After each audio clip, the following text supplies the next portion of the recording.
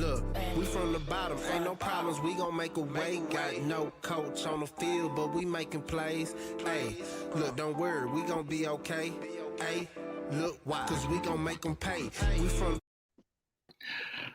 We from gamblers around the world. It's your boy, the coach, and I'm here with the man, the myth, the legend himself, Mr. Marley Betts. Marley, what's going down, my brother? What's going down? What is going down? Let's get to it. I'm ready to get to it. I had an awful week in college last week. Yeah, we about to talk about that. And we joined special guest who's been doing pretty well in college football, Mr. Flat Top in Vegas. We gotta start calling him Flat Top in Vegas, huh? Because we used to call you Marley in Vegas, but now we got to call him Flat Top in Vegas. Get it started. Flat Top in Vegas. Flat Top, how you feeling, man? Feeling good, man. It was a decent week, but this week's going to be a lot better, so ready to get to it. All right. Well, let's just kind of recap. Well, that's our over right now. I'm 15-10. Marley 30. Marley got that volume 31, 28, and 2. And Flat Top, he's now under 19. He's now under 500. He's 19 and 21, but he had a pretty good week. You know, Marley went 5-7, unfortunately. Flat Top, he went 6-4, so he was over 500. As for myself, I'm just gonna say this, man. What I told y'all about them Bulldogs. What did I tell y'all about them Bulldogs? Yeah, you're right. Yeah. I don't got nothing to say. I thought Arkansas would play a lot better than they did. I told y'all, boy, them boys, they ain't never seen nothing. Not only did they lose, did they get goose egged? They got goosed. Yeah, they got goosed. They got goose, but it's all good. It's all good. So, yeah. Told y'all, man. Go ahead. I would say I had a rough week. So, not only Arkansas was a bad play, Wisconsin, that was just awful. I think both of y'all are on Michigan, if I'm not mistaken. Yep. Yeah, man. Fucking what else I feel bad about? My day that at UCL fucking A. That's what it is. Oh yeah. Like I had a bad record overall, but like I fought my ass off Saturday. Like lose Arkansas, Wisconsin, Army, waking them early, bounce back with Cincy, and yeah, I was off. And then second half, bro, I hit Texas A&M, and that was ended up being a push. But I parlayed it with Baylor second half, hit that hole, and it was another game second half that I parlayed it with, and I hit. And then I was like, fuck it. I'm finna load up on UCLA to get me back from like all the rest of the games. UCLA goes out and fucking just implodes. Don't even just, I don't know. I hit the first half though, because I took first half UCLA too, and then took full game as well. But that full game that was my biggest. UCLA was like my biggest disappointment because like I had fought my way back after the Cincy game, and I ain't gonna lie, that I showed because we all had UCLA. We all had UCLA. When I sent you the update records, and I was just like, man, we got one pin, and I was like, dog, let them boys win this. I'll be 9-3. That's a good way. Right. To start to finish college football, you know what I'm saying? But it is what it is. But hey, we did lose a game though. We didn't. I don't know if you looked at it, but I had Texas. We forgot to add Alabama versus Texas A&M, which I think is gonna be easy money. So I add that towards the end. Yeah. We'll go over some of the other junk games because right now Texas A&M is junk. So. With that being said, let's go ahead and get started and jump right into these games that is going down during the week, which actually pops off tomorrow with Coastal Carolina taking on Arkansas State. This line actually opened up in favor of – hold on, let me get there because I had to scroll down and look at the line for that Bama game. Make sure it's still at 17.5. So I apologize, but this line opened up in favor of Coastal Carolina's -18. I actually saw it go down a little bit to 17, but right now it's at 19.5. which is crazy, but Crazy. on the road. But we'll get to that. But Coastal Carolina, they are number 15 in the country. They're 5-0 on the year, 3-1-1 against the spread. And that one loss that they had came when they was on the road, and they had another high spread. But we'll get to that. Arkansas State, they're 1-4 on the year, 3-2 against the spread. Check out the quick injury reports to make sure there's no major injuries going on right now for either squad. Coastal Carolina, the kicker is probable for this game. McCall, he is probable for this game as well as the running back Jones for Coastal Carolina. Arkansas State, yeah, they are one of those teams that they do not like to report who's injured. So there's no information I can provide for that one. But let's get to these actual factions. Coastal Carolina, they're 10-3-2 against the spread in the last 15 games. They oversee 5 out of the last 7. They're 5-0 straight up in the last 5 games, 6-0 straight up in the last 6 games on the road, 10-0 straight up in the last 10 games when playing against a Sun Belt Conference opponent, 0-1-4 against the spread in the last 5 games when playing against an opponent in the West Division, and they oversee 7 out of the last 9 games when CT are favorites. Arkansas State 4-2 against the spread in the last 6 games, 2-9 straight up in the last 11 games, 6-2 against the spread in the last 8 games at home, 1-4 straight up in the last 5 games this season. They're just 1-6 straight up in the last 7 games when playing against a Sun Belt Conference opponent, and they are 1-4 against the spread in the last 5 games when playing an opponent from the East. Last outing, Coastal Carolina ran wreck shop on Louisville Monroe. They beat them 59-6. They took all of the starters out by half. While Arkansas State, they lost to Georgia Southern 59-33. This is your team, Marley, so I'm going to let you start off first. Coastal Carolina traveling on the road to Arkansas State. What you got? As long as McCall plays, I'm not so much worried about White, the running back, because the backup is just as talented, is just as good. They got 2 backs that can take the field. And Haley, the receivers, he's still good. But the key is McCall. As long as McCall's playing, I got Coastal minus the 19.5. They'll blow the shit out of Arkansas. If McCall doesn't play, I'm off the game, period. Because it's too many points. They'll still win the game, but I don't know if they'll cover. I don't know if they even care about covering. It's a Thursday game. Is this on ESPN? If it's on ESPN, they're gonna blow the shit out of them because they're gonna try to impress people. ESPNU. I'm not sure about that, but McCall, man, I mean, 1,113 yards, 10 TDs, 1 interception, 86.1 QBR. That's good for 4th in the country. They average, give me 1 second, 48 points a game and give up only 14. So they'll cover this spread as long as McCall plays. So that's my play. If McCall starts the game, I'm on Coastal Carolina minus the 19.5. Like Coach said, this is my team. I've been watching this team for at least a year. I know this team. They'll beat the shit out of Arkansas State as long as McCall plays. All right, Flat Top, how you feel about this one? I'm the same way. I think this should be a blowout. Even if they don't play, I'd still would take Coastal at the 19.5. Sign me up. Arkansas State just got ran all over Georgia Southern, made them look like an NFL team the way they were giving out yards. And Coastal's got some pretty good backs.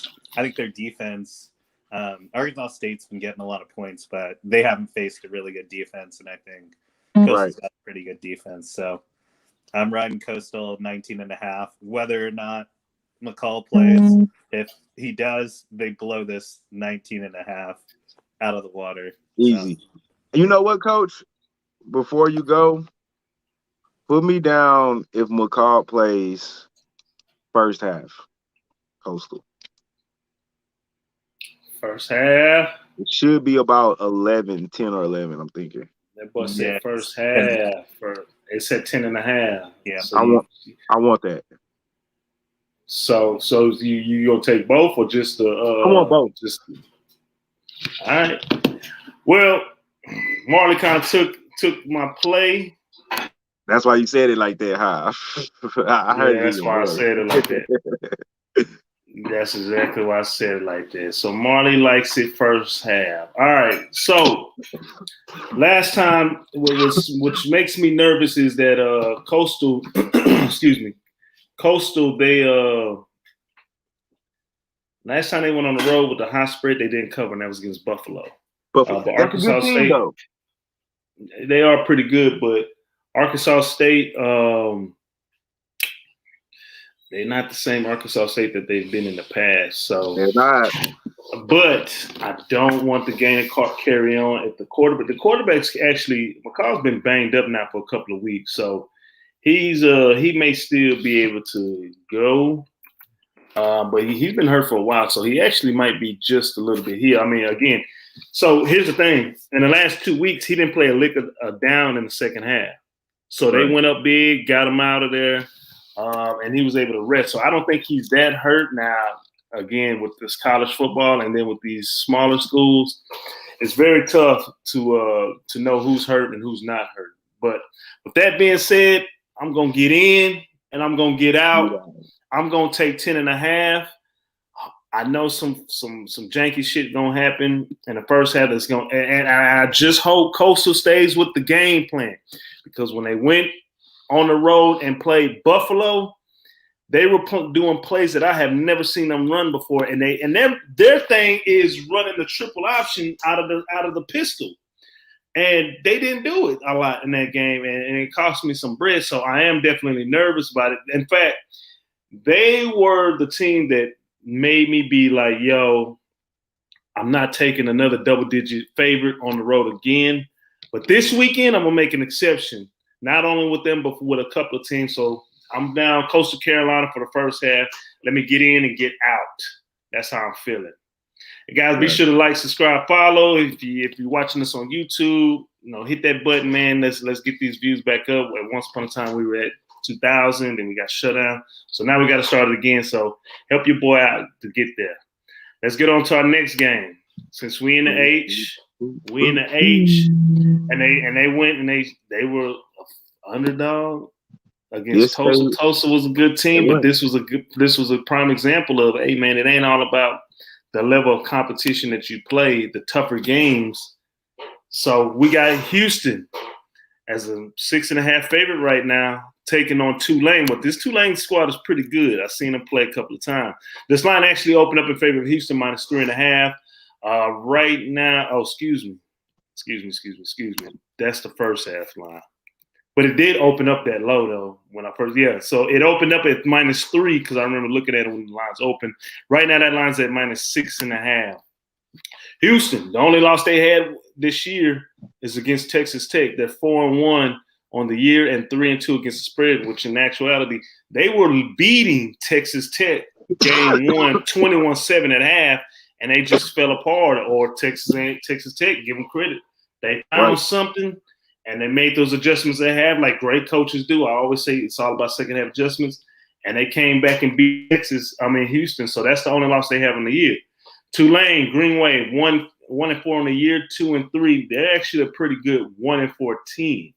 Let's get to these injuries reports, see if there's anybody major injured right now. So Carter, running back, he's been with U of H for a while now. He is questionable. He did play a little bit in the second half of last week's game. Fulbright, he is injured out for the season, so he's been out. Now, this is very important. Rogers, the cornerback for U of H, he is out for the first half because he got out second half last week due to a targeting call. Tulane, again, another one of those teams that didn't put their deal down, the injury report. So you guys got to look on Twitter or whatever, like I do, on game day. But Tulsa got whooped 45-10 on U of H last week on national television, while Tulane got drugged by Eastern Carolina 52-29. Crazy. Get to these actual factuals. U of H, they're 4-1 straight up in the last 5 games, 12-4-1 against the spread in the last 17 games against Tulane, 6-2 straight up in the last 8 games on the road, 6-2 against the spread in the last 8 games when playing on the road against Tulane, and they are 9-4 straight up in the last 13 games played in the month of October. Tulane, 2-4 against the spread in the last 6 games. They oversee 5 out of the last 6. They're 1-5 straight up in the last spots. In the last 6 games, the unders hit 4 out of the last 6 against Houston. 10-2 against the spread in the last 12 games at home. 2-6 against the spread in the last 8 games when playing at home against Houston. And they are 1-4 straight up in the last 5 games when playing against opponent in the West Division. Tulane versus Houston. Flat top. Typically, I'll let you start off, but since Marley from the H, I got to let him take this one first. Marley, go ahead. What you think about this one? Hey, you know who I'm riding with. H-Time, baby. Riding with them Cougs, man. Simply because let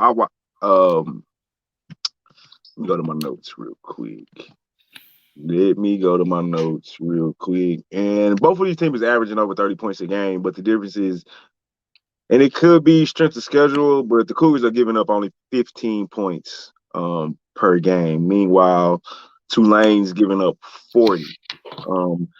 And I'm saying strength of schedule, but I mean, outside of Ole Miss, Tulane ain't really played nobody neither. And then that blowout by ECU really leaves a sour taste in my mouth because I don't think ECU is that good of a team. Well, they lost to OU too. Oh, did you say OU or Ole Miss? No, I don't count the Ole Miss. Ole Miss is supposed to blow them out. Right, I said ECU. Okay, you know what I'm saying? To get blown out by ECU, I don't think ECU is that good of a team. Not to be blowing them out. You know, if you lose a tough game, you lose a tough game. But to get blown out by 23.3 touchdowns by ECU, even though you were on the road, I don't like that. I do like what I saw out of U of H in Tulsa. I thought Tulsa was a tough out. I saw them play against Ohio State, and I can't remember who else they played that was ranked, and they played them really good. Tune, he's played pretty decent football. He hasn't played bad football. 7 touchdowns, 6 interceptions. It's not the best. QBR is 66.2. But I like the Cougs on the road. I like the points. I mean, not the points. I like the overs, what I was trying to say, because I think there will be points, and that's where I'm going to go. I don't want to give up a touchdown. 6.5, too many points for me on the road. But I think the Cougars should win this game. I lean Cougs. I lean over. Honestly, I don't have an official play. You don't? Okay. No, that's an official. I lean over. I like the Cougs. I want to take the Cougs -6, but I haven't pulled the trigger. Flat Tie, you seen how he did me? I skipped you from going first so he can go first, just to say, hey, I ain't got no play for this. Give me the Cougs -6.5, man. I'm gonna go with my convictions. All right. See that peer pressure? Flat Top. Go ahead, Flat Top. What you got? Yeah, so for this one, I like the Cougars as well. I think you guys were talking about that loss to Texas Tech where they actually started out the gates and were beating a pretty good Texas Tech team. So for that reason, I like it's probably 3.5 for the first half. I think Houston will go in there even without their starting cornerback in that first half. I think they'll put up points because Tulane's been giving up a lot of points, hence the ECU game. I think first half they'll be up by the 3.5, 4 that they need. So for that reason, I'm rocking with the Cougars first half, whatever their spread is. 4 probably. Yeah, I would think it's probably 4. Coach, you need me to stay on the lines? Say it again. No. I got the line. I know the line. The line is -3.5. Okay. So big dog. First half is 3.5. Oh yeah. First, that makes first half is 3.5. So you like that first half, Flat Top? I like the first half. I think they'll take care of business in the first half. So if anything, Tulane's giving up a lot of points, even if they do get into a shootout in the first half. So yeah, I'd like Houston first half 3.5, and then I also that over for first half probably like 30, 20, whatever the over is for first half as well. Just because the fact that they don't have that cornerback in, maybe Tulane gets some shots, taking advantage of that targeting call from last week.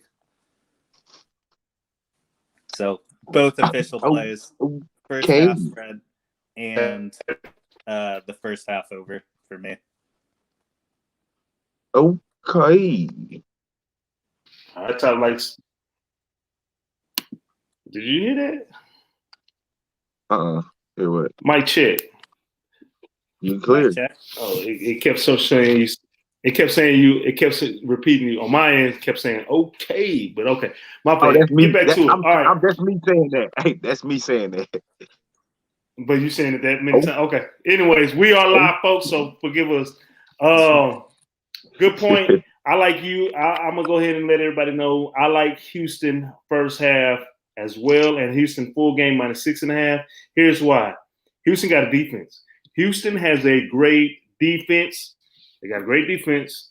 That boy Toon, quarterback, he's been in the program for almost 5 years. He was there when Herman was there, and he's now there with Hogerson. He is a veteran quarterback in college. Tulane, they don't play good ball in the first half. They play good ball in the second half. So hopefully Houston, with that defense, will score. You know, Houston's a good team. They are a half away from being undefeated right now and being inside and being in the top 25. But the defense is stout. That Tulsa team that they beat, they're a really good team, and they just shut them out, man. I mean, it was bad. So I like Houston first half for this one -3.5, and I like them full game to cover. All right, let's get on to our next game. Let's get to our Friday night slate. We got Charlotte taking on Florida International University. This line opened up in favor of Charlotte -3. Right now, that line's at -3.5. The line opened up and is still at 60.5. You can't see it at some other spots right now for a different price. Charlotte, they are 3-2 on the year.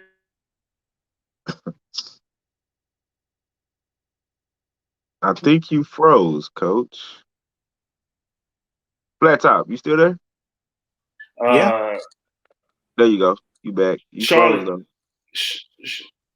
Charlotte, they have Robinson and Howard, both DBs. They are questionable for this game. While FIU, Thornton, the wide receiver, he is questionable for this game as well. Charlotte, they lost their last outing 24-14 against Illinois, while FIU, they lost 58-21 in a rivalry game against Florida Atlantic. Get to these real quick actual factuals. Charlotte, the unders hit 4 out of the last 5 games. They're 0-5 against the spread in the last 20 games on the road. They're 3-17 straight up in the last 20 games on the road. Oh, did I just say that? I'm sorry. They're 0-5 straight up in the last 5 games when playing against FIU. 3-17 straight up in the last 20 games on the road. The overs hit 5 out of the last 6 when playing against a Conference USA opponent. And they are 9-1 straight up in the last 10 games when they are playing as a favorite. FIU, 2-7 against the spread in the last 9 games. The overs hit 6 out of the last 7.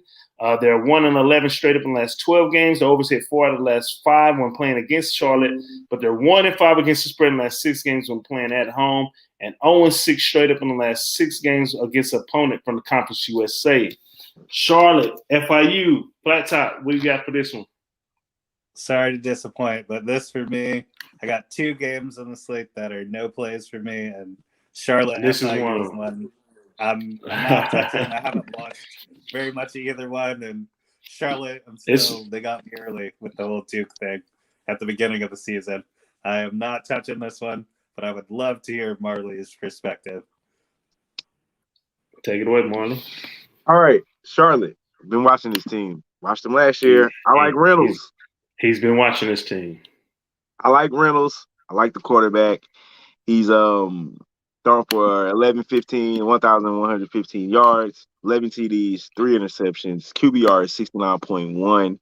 DeBose is the leading receiver, 24 receptions, 393 yards, and 4 touchdowns. And this FIU team, they're terrible. I don't want to say they're terrible. This is not a good football team. They're allowing. So me and LJ have a rule in the NFL, which I apply to college as well. I don't take teams that give up more points than they score because they're technically going to lose a lot of games. FIU gives up 35 points a game, and they only average 26. That is a 9-point differential. The only thing that worries me is that it's on the road on a Friday night, so the home team tend to play pretty good. I like Charlotte. I'm going to take the money line here, though. I'm not going to take the 3.5, simply because Friday Night Lights, Coach, we say that a lot. Anything can happen.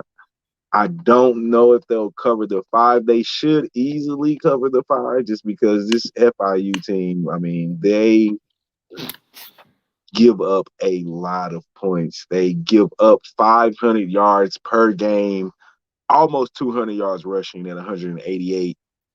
So this is the thing.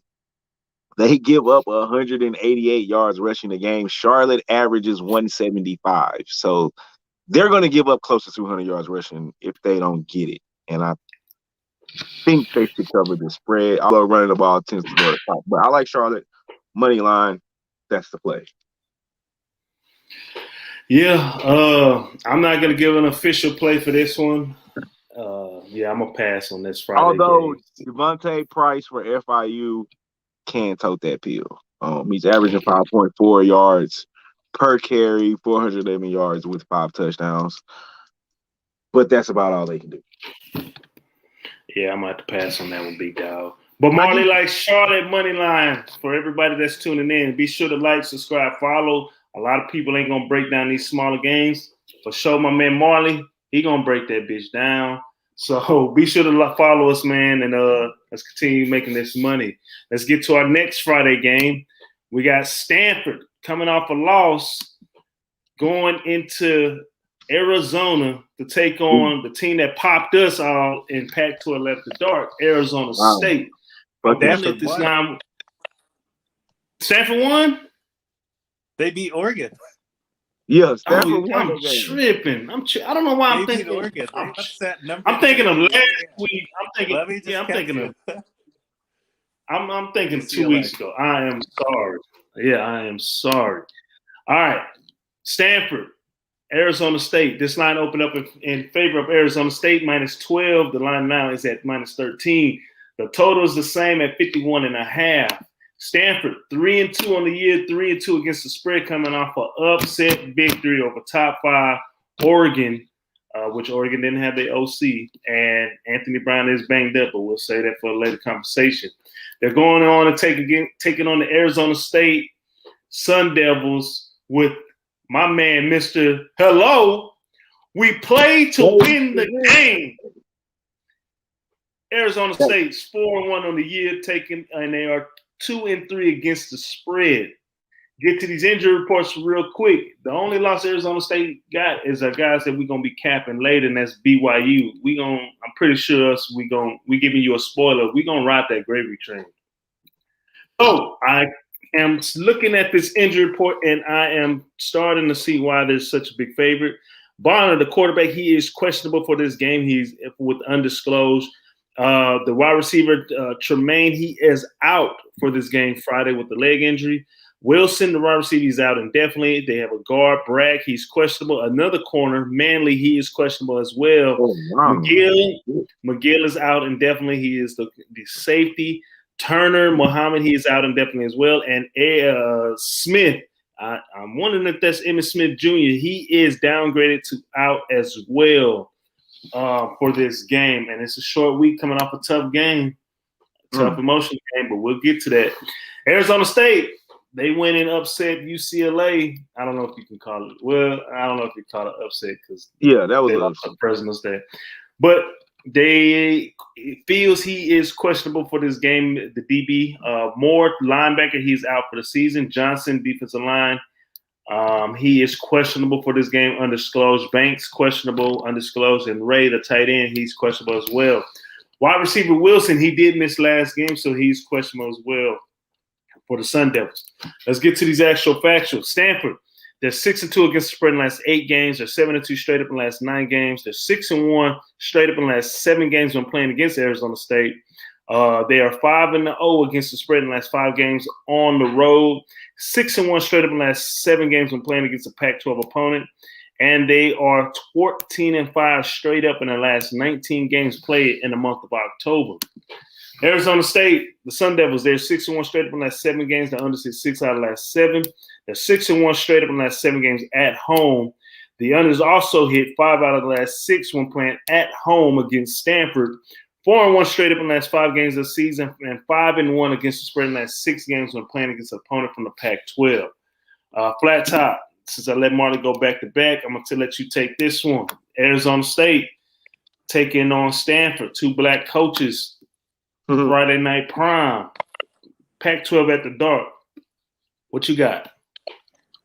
For this one, I think the story is going to be injuries. I mean, props to Stanford for their upset over Oregon, but I watched that game, and those boys from Oregon were hitting. So QB went out, the starting receiver went out. They got a whole laundry list of players that are going to be out. I think the first half is going to be my play for Arizona State at minus probably 7. Just they got a lot of injuries. Both these teams are coming off wins. I just think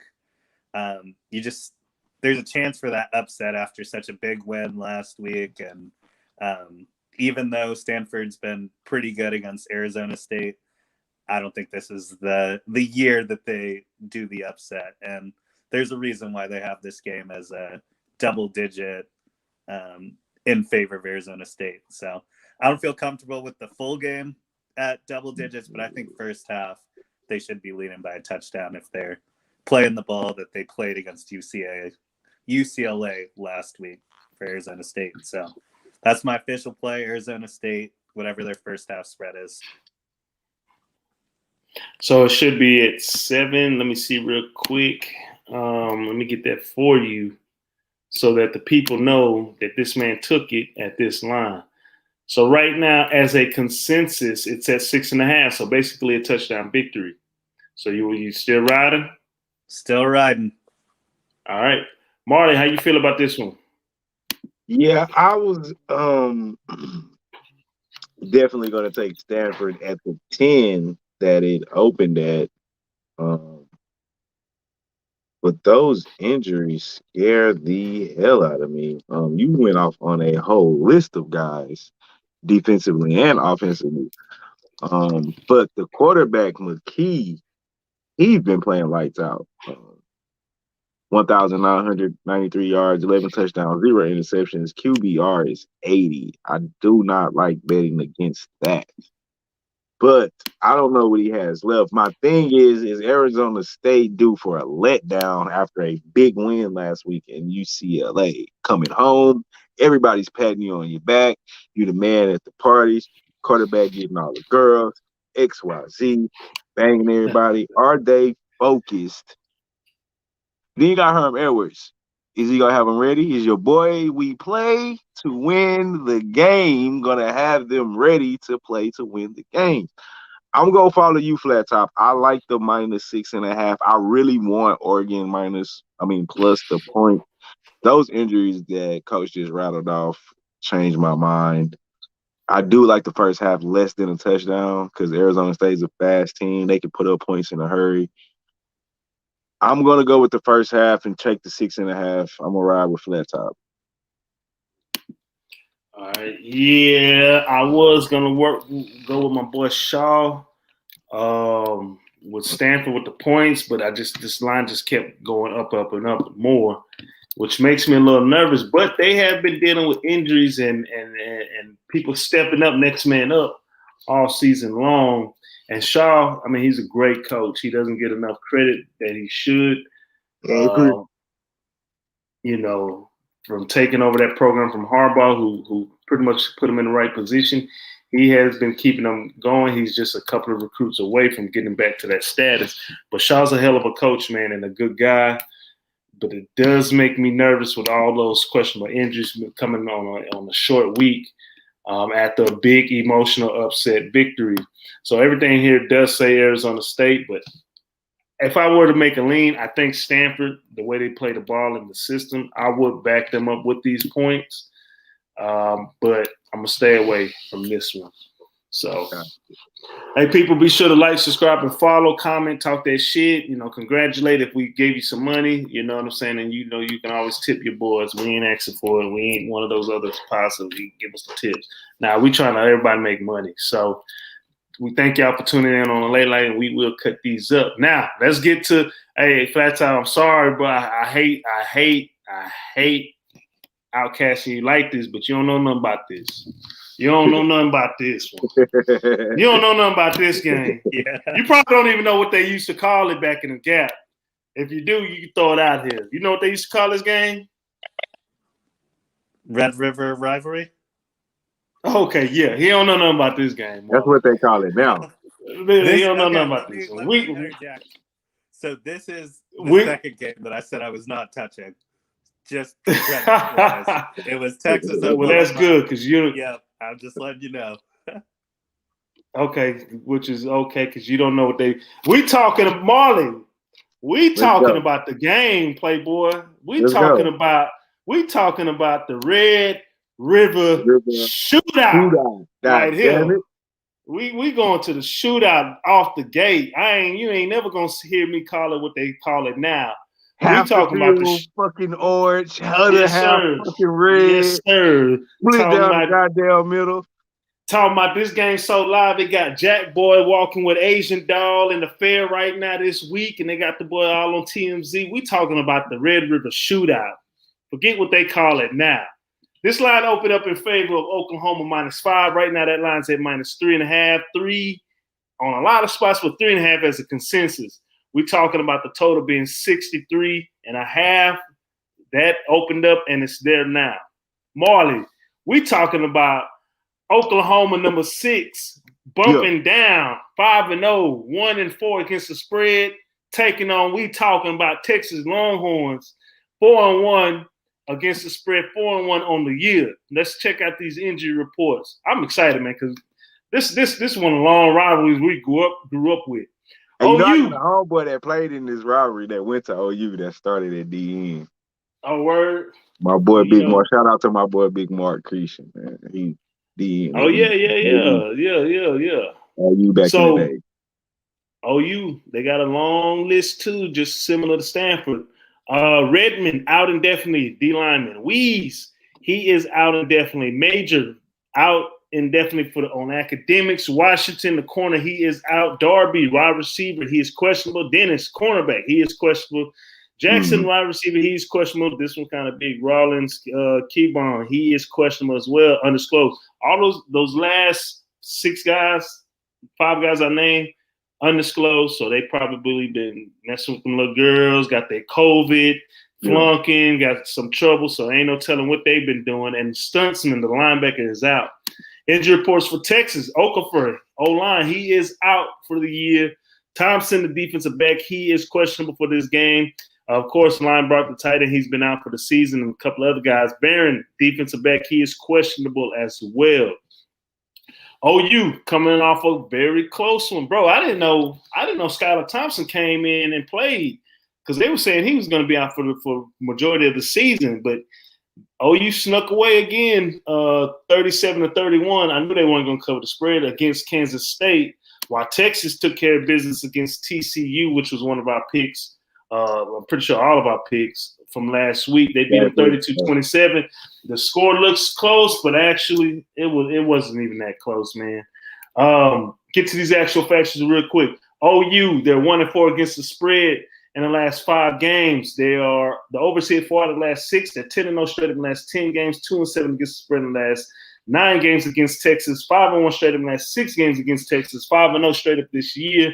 9-0 straight up in the last 9 games against a Big 12 conference opponent. And the overs hit 6 out of the last 7 when playing in the month of October. Texas, 6-1 against the spread in the last 7 games. The overs hit 5 out of the last 7. They 6-1 straight up in the last 7 games. 4-1 against the spread in the last 5 games this season. 6-1 straight up in the last 7 games against a Big 12 opponent. 8-1 straight up in the last 9 games when played on a Saturday. And the over has hit 5 out of the last 7 when Texas is playing in the month of October. So Flat Top, you can just relax. Because me and Marley, we talking about the Red River shootout right now. Marley, take it away. So look, I'm gonna start with this. I'm gonna start with OU. Spencer Rattler, right?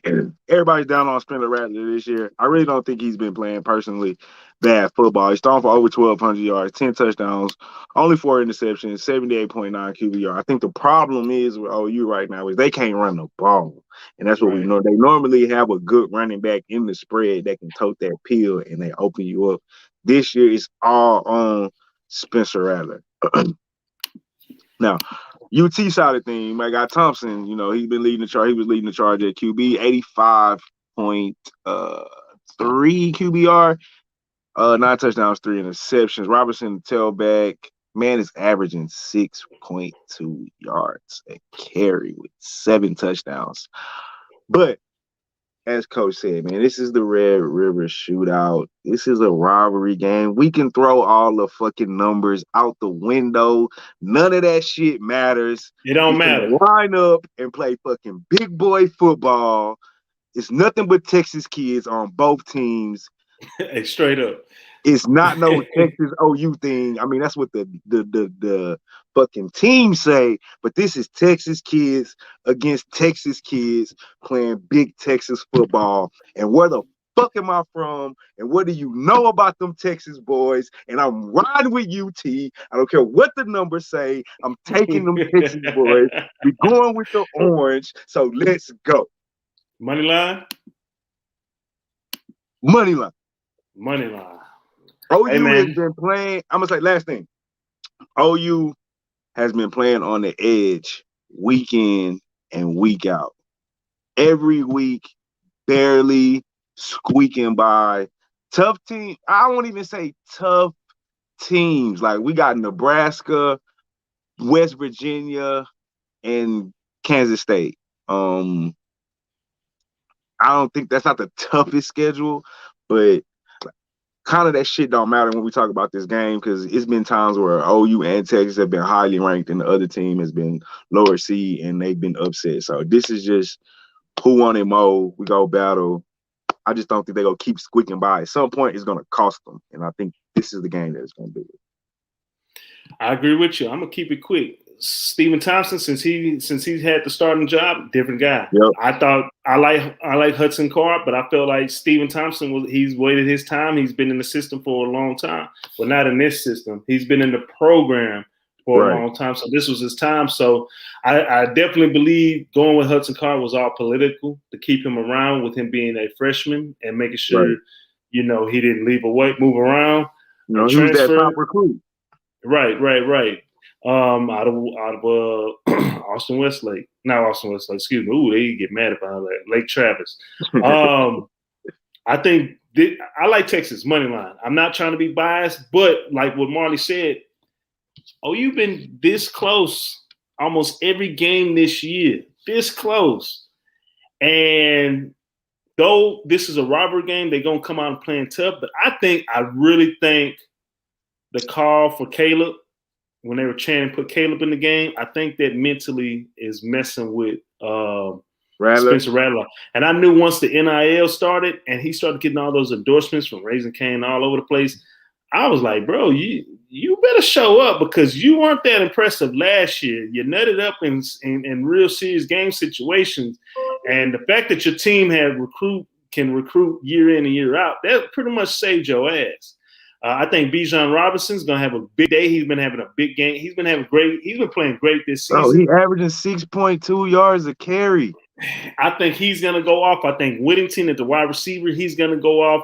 If Joshua Moore is healthy and able to play, I think he's gonna go off. I am a little concerned with this Texas defense.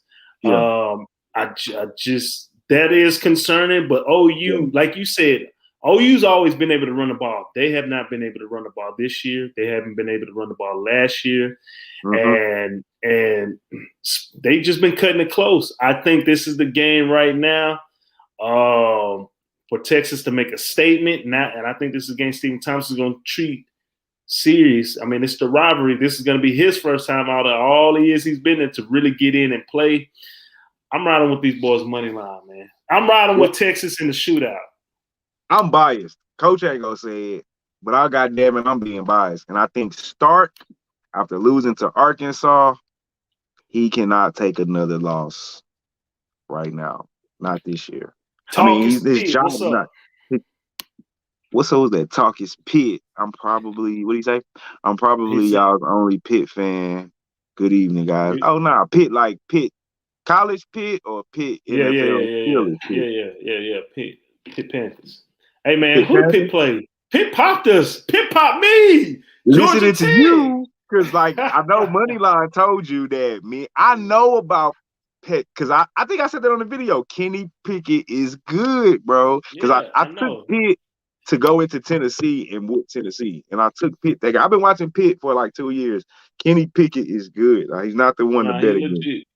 He is legit, man. I just thought it was a good spot for G Tech. With Sims coming back, but Pitt didn't pop me twice this year because I like Tennessee against them as well. But Pitt didn't pop me, so that's all good, man. We appreciate that. So you can come tune in. Yeah. So next week you tune in. We supposed to be here every Tuesday, but even when we split the videos up, you can let us know. But give us some insight. Talk us Pitt on Pitt. We love it. Anywho, Texas moneyline shootout. Let's get on to the next game. This a serious one. Hello, coach. Real quick update. Games in the bottom of the 7th. St. Louis Cardinals and Dodgers. I'm talking about. We still tied at 1. Bottom of the 7th. No outs. Who's up? McFarland's on the mound. Oh, got a single. Nope. 1 out. All right, coach. Take it away. Come on, Cardinals, man. No, not come on, Cardinals. No. Come on, man. I'm riding with. Shout out to Matt Carpenter, class of 2004. Yeah. My quarterback, my boy. Yeah. Shout out to my boy Matt. He gonna finish it. He gonna finish it off. All right, here we go, man. Let's get to the. Let's get really. This is supposed to be game of the week, but due to Fox and ESPN College Game, they should be here, but all the politics that messes up everything as usual. We got the Pitt Panthers, my boy James Franklin, going into Iowa, where they're gonna be waving come fourth quarter to the kids. I love that shit. Taking on Iowa at home. Pitt State 5-0. 4-1 against the spread. Iowa made us money last Friday. Easy money. This was the easiest money all week last week. 5-0 on the year. 5-0 on the year. 4-1 against the spread. Top 10 action. Big boy, Big Ten football right here. Injury reports for Penn State. Ellis, cornerback, he is out. He's questionable for this game. Isaac, undisclosed. He's been out for the whole year. Beeman, defensive end, he is questionable for this game as well. And Wormley, offensive lineman, he's questionable also. Only one injury right now for Iowa. Herkett, he's the defensive line. Penn State, 24-0 victory last week against Indy. They didn't want to show too much. They were just like, let's just get this game over with. While, like I said, with -3, Iowa was trending last Friday, right? Against Maryland. That was trending on Twitter. Iowa beat Maryland 51-14. I didn't even watch the game because it was the easiest money of the night. I didn't even watch it. It wasn't even close. But let's get to these actual factuals. Pitt, they're 8-1 against the spread in the last 9 games. The unders hit 4 out of the last 5. They're 9-0 straight up in the last 9 games. 5-2 against the spread in the last 7 games when playing against Iowa. 6-1 straight up in the last 7 games when playing against Iowa as well. The unders hit 10 out of the last 11 games for Penn State on the road, but they're just 2-4 against the spread in the last 6 games when playing on the road against Iowa, and 5-0 in the last 5 games this season. 15-4 straight up in the last 19 games in the month of October. A lot of teams like to play good football in October. And Penn State 6-0 against the spread in the last 6 games when playing against a Big Ten opponent. That goes, that's continuing on from last year when they started getting hot.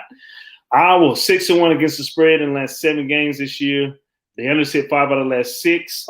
They're 10-0 straight up in the last 10 games. The overs hit 4 out of the last 6 against Penn State. They're 4-2 against the spread in the last 6 games against Penn State, like I said earlier. 8-0 straight up in the last 8 games against a Big Ten opponent, And the unders hit 5 out of the last 5 games when playing at home. Iowa, versus Penn State, top 10 Big Ten action. What you got, Flat Top? Yeah, this is a huge game, man. When you look at the implications and I mean everything, how this year's shaken out, whoever gets this is going to have that quality win, top 10 win. There's still some tough roads or some tough games down the road, but you put this on your resume and you do what you're supposed to do and finish out the Big Ten, you're in a pretty good position for that playoff. Yeah. So, these are two pretty good, really good teams. I mean, they're both top 10. I think in the actual factuals, you said 4 out of the last 6 of these games had ended up going over. Just the way Iowa was scoring after talking a little bit of shit about, them not looking good and the way they just demolished Maryland, which, was easy for them. This team can put up some points, and we've seen Penn State, what they've been able to do, and their receiver, I think Dotson, is having a pretty good season. Hold on, real quick. Who did you pick in that Maryland game? Did you take Maryland? No, I took Iowa. No. But I said, Did Marley take Maryland? Did Marley take Maryland? No. Are you crazy? No, my thing was that I didn't the minus money line took Maryland. Yeah, I took money line. My bad. Because I knew somebody took Maryland. Money line took Maryland. Okay. After I told him, I didn't know. Maryland had been doing what they were doing, so Iowa showed what was up, just like Georgia. They're just outclassed. So as far as this game, I'm looking at the over at 41. I think more points there. I know it's going to be a tough, grinded out Big Ten football, but I think I could see some points being scored with this offense. And the fact that Penn State was so conservative last week, I think they're going to roll out some stuff that Iowa hasn't seen. And I think we should have a pretty good game. So my official play is over the 41 here. Okay. Marley, what you got?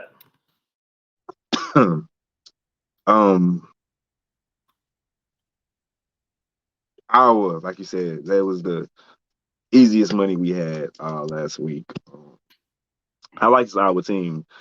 Petrus, the quarterback. He's very solid. 7 touchdowns, 1 interception. Doesn't turn the ball over. Good center running back. 5 TDs, 930 yards, 4.5 yards a carry. My problem is with Petrus is his QBR is only 59.8. He's not the most accurate, and they don't push the ball downfield. So if they can't run the ball, they have trouble scoring. This Penn State defense is really fucking good. I don't think they're going to be able to run the ball like they would hope. And they don't have like a guy. You know what I'm saying? Like they don't have a guy that they can just – we need to get the ball in his hands. He can take it the distance from anywhere. Penn State has that guy. You know what I'm saying? In Dotson, the receiver. Yeah. 400. Wait a minute. You said Iowa don't have that guy? I mean, they don't have a Dotson, in my opinion. You talk about who you think they got? You talk about Laporta, receiver. Bro, number 15. Is that Goodson? I don't know his number. Is that Goodson? Hold on. Yeah. Goodson. Yeah. The running back. That's what I said. The running back. He they got. Yeah, but that's what I'm saying. I don't think they're gonna be able to run the ball like that against his defense. Like Dotson is a guy, he's not the tailback, he's the receiver. They can get him the ball in space. And he can take it the distance from anywhere. And they still got Noah Cain at running back, who he hasn't produced like his freshman season. He came off an injury last year, but he's still a threat, and he can really. He just hasn't gotten back there yet. I think he's due for a breakout game. But then I focus at the quarterback on Clifford. Clifford has thrown for 11 touchdowns with 3 interceptions, and his QBR is 79.3. I'm going to ride with that. I'm going to take Penn State money line. I watched this defense go into Wisconsin, who I think is a really good team, even though they lost to Michigan. And I was off on that game. Michigan is a lot better than I thought they were, but I still doesn't mean that this Wisconsin defense is still good. Offensively, Wisconsin is challenged; they can't score. But I watched this Penn State team go into Wisconsin, win that game, and defend home against a good, solid Auburn team. I'm not sure this Iowa team has been tested. When I look at their schedule, they played Iowa State is probably their toughest team thus far. I don't give them credit for the Maryland win. They beat Kent. They barely beat Colorado State. They took over late. They got a common opponent in Indiana. They both blew them out. The difference is Penn State blanked them, where Iowa held them to 6. I like Penn State. I'm taking the money line. Let's go Nittany Lions. Man, I ain't gonna lie to you. This is a tough game because I fuck with both teams. Tough. Don't pussy out. Man, yeah, cut that off. Yeah, cut that shit off right now. Yeah, don't pussy out. So I love James Franklin, but when it's primetime games at night on the road, he be doing some stupid shit. This is a tough game, bro, because it literally can go either way. I agree. But I got to go with the team with the less cute shit and the team that plays Big Ten football all the way around. Gotcha. Penn State play football. They play Big Ten football on one side of the ball. The offensive side of the ball, they with the cute shit. Even your boy Hova, Mikey Hova, shout out to Hova. Even when in the chat, he took Penn State second half, and he was like, this cute shit. Stop with the cute shit, Franklin. While Iowa, they're going to run, pass, play action over the top, rely on their defense. Their defense makes turnovers. I'm going to ride. Man, I love Penn State, but I'm going to ride with Iowa. Money line for this one, y'all know my rule 3 and under. I'm just gonna ride with the money line so I can just sit back, watch the game. Iowa does struggle passing the ball at times, but I just got to go with the multiple tight ends on the field, underneath the center, play action pass to the rollout, hitting the tight end underneath and going over the top. Iowa money line. My official play, am I 100% confident in it? Because this game could go either way. But I think primetime being at home, waving to the kids in the fourth quarter, I'm really banking on history here. When Iowa plays any top 10 team at night, and they always beat them. So with that being said, game, sir. Oh. I'm tripping. Why I thought this was 6 o'clock. You sure? Positive. I'm looking at it right now. 3 p.m. Central Time. Well, James Franklin, he gonna be out of there a lot quicker than the prime time. So I like Iowa right here, money line. Iowa money. But that top, you have the over, right? Yeah, I got the over. That might be tough. I think that over could be tough. We'll see. If the game is important. I'm not confident in that game, but James Franklin is going to make a coaching blooper, and boys going to be like, what the that play call was that? So I'm going to ride with that in the whole team. As long as he make that hole early and not late, I'm cool. Well, for you. All right. Let's get to our next game, rivalry game on the road. Not going to go into too much actual factors for this one. We got Georgia Bulldogs who blanked out y'all team. I told y'all they got some goons on the defense. So wait a minute. Stop. I picked Auburn. I picked Arkansas 1 week, and that ain't my team. I don't know what I said. I got y'all boys because y'all was already y'all team. I'm just saying. Yeah, y'all team last week. I picked Arkansas 1 week, and that ain't my team. All right, they y'all team. Yep, that was y'all team last week. Y'all both was against me talking that shit. 18 Georgia Bull 18 and a half is a lot. Is what not only did they prove my point by having some goons on defense, They blanked them boys. Well, I said that though. I said that Georgia's defense. I agree with you. Everything about Georgia's defense. Oh man. Anywho, Yeah. Georgia Bulldogs, number 2 team in the country, 5-0 against the spread, 4-1, 5-0 straight up, 4-1 against the spread, taking on the Auburn Tigers. 4-1 on the year. The only loss coming on the road against a team that we capped last game, our last segment to Penn State. They are 3-2 against the spread on the year. Excuse me. Let's get to some actual factuals real quick. And injury report. Whoa. So as of right now, Georgia got quite a few people, but I'm pretty sure they all going to be playing because this is a rivalry game, folks. Roy Chester, defensive lineman, he is out. JT, questionable. JT Dane, not only did they win and blank them boys, they had the backup quarterback in. Let me get back to this. JT Danes is questionable. Blaylock, wide receiver, he's questionable also. Davis, linebacker, he's questionable. Pickens, he is out with the knee injury. Safety, T. Smith, he is questionable as well with the foot injury. Gilbert, the tight end, he's out with personal. Hopefully everything's okay. Typically when it says personal, it's like illness or something going on with his family. Kimber, defensive back, he is questionable as well. They did lose Ratledge, offensive lineman on the year. A. Smith, he is questionable as well. Let's get to these Auburn Tigers, who I actually took money line during that game against LSU. Pat Poe, he is questionable, the linebacker. Simpson, defensive back, he's questionable as well. And Walker, defensive end, he's questionable. Georgia's last game, like we said earlier, they won 37-0, made a statement against Arkansas, while Auburn came back being down to beat LSU 24-19 on the road in Death Valley. Actual factuals.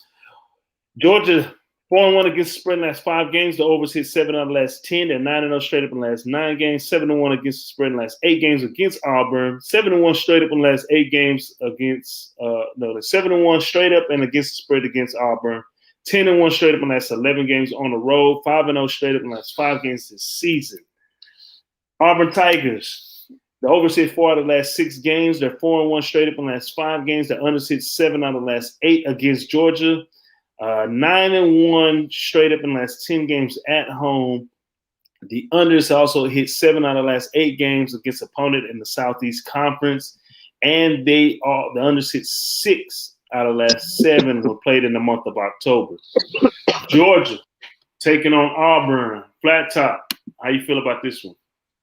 Well, after Georgia taught me my lesson against defense, I think this week I'm going to have to rock with them at that 15.5. I mean, props to Auburn coming back, but if they get down to Georgia early, they're not coming back from that. They're just too – I couldn't even believe what I was watching. So I'm just going to leave it short.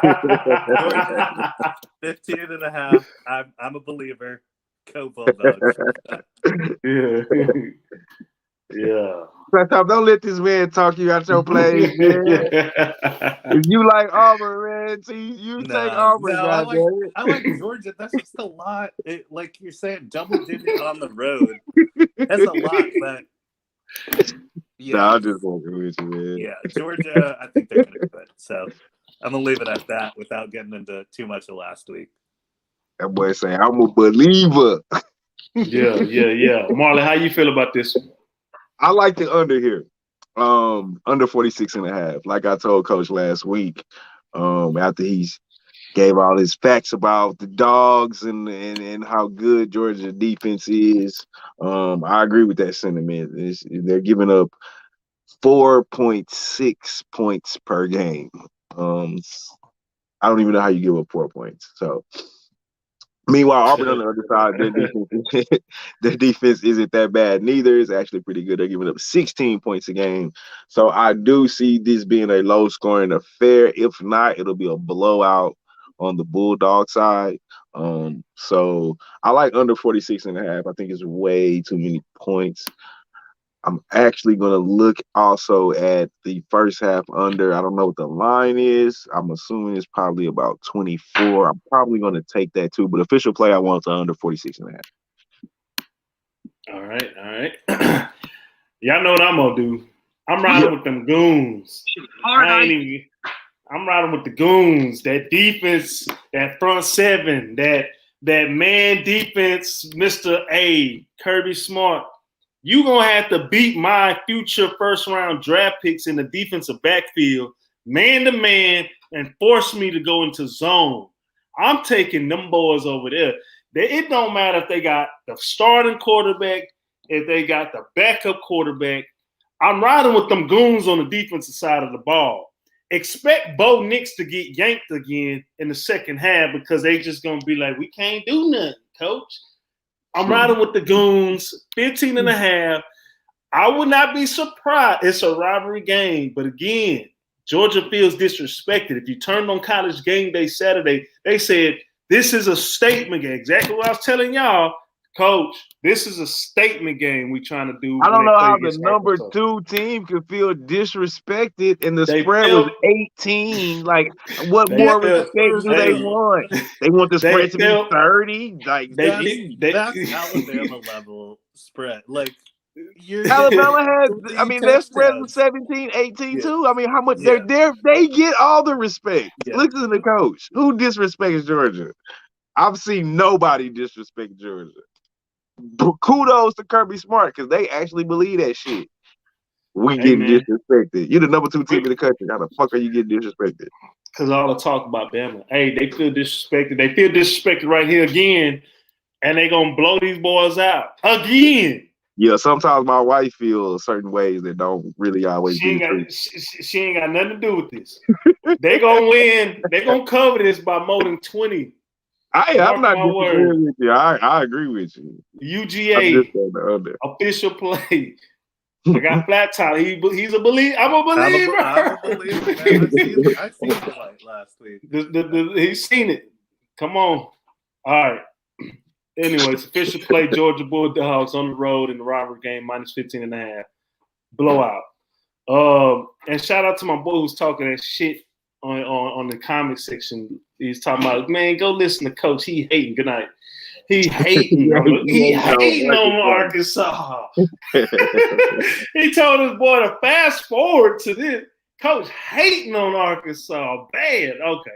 Let's move on, man. Let's get to this one that smell like fish, but we're gonna see which way everybody's going. We got the Nebraska Cornhuskers